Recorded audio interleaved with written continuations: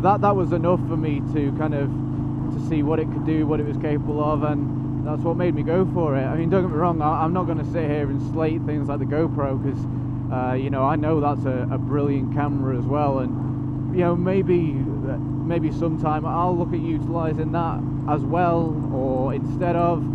You know, I'm very open to change, and I'm very open to this being developed over time, but at the moment the Drift just seems to be the one, and it seems to be doing a really, really good job for me.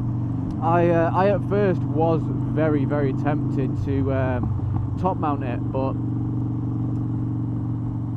unless you're someone like, take Walterific for example, who customizes their helmets, and I absolutely love what Walterific does in all three of his in all three seasons. You know, each helmet's been amazing. The customizations look brilliant, but I was thinking, you know, with the top mount, where do you put things like the mic lead and stuff without having it flapping around and constantly tapping you on the back of the head?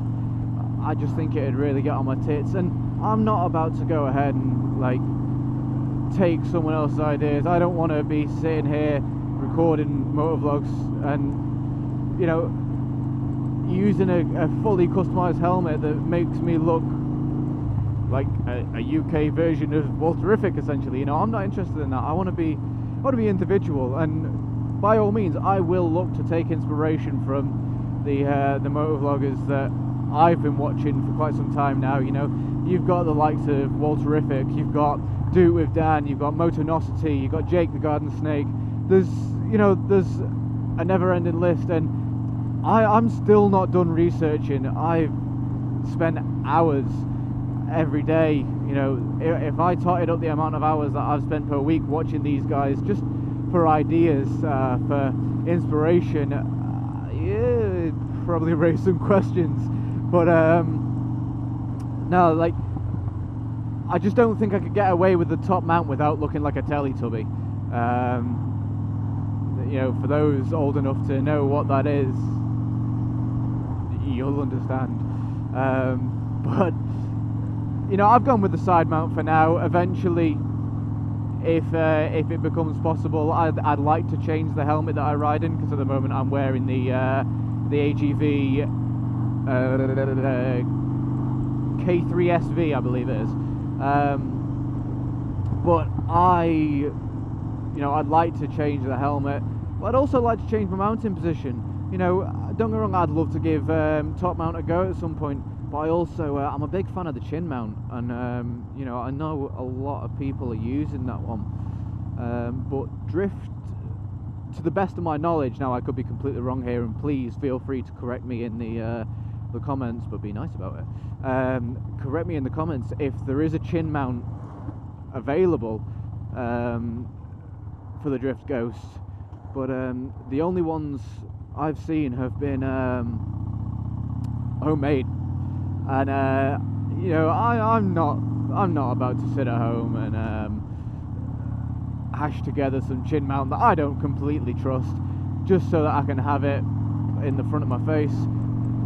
I'd rather wait for something official to come out so that I can be comfortable, and to me that is one big advantage that the GoPro has in its mounting positions. But you know, they're all bloody decent cameras, and they're all producing fantastic quality, but you know, that's getting the raw footage.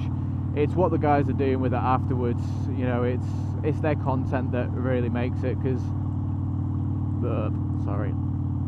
they've got some brilliant minds, and I fully admire the confidence they have in doing the things that they do. And you know, if I get to stick with this and I get to stick with motovlogging, I can only hope to grow to be like even half the motovloggers that those guys are, because like I say, I get in from work every day, and you know, I'll make a coffee and I'll sit there and I'll watch them. I will spend an hour or two, sometimes 3, depends how lazy I'm feeling.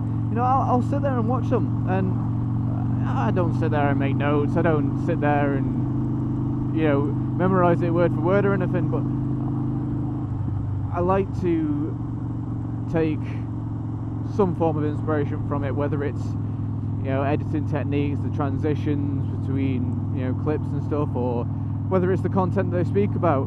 But, you know, I think it's fantastic. I love it. It's you know, Motor Monday from Walterific. When I finish work on a Monday, if I've had like the shittest day, that's it. Once I get home, I know I've got that to watch, and yeah, it keeps me happy. Same with like Motornosity. His Sunday, the Supermoto Build series, brilliant.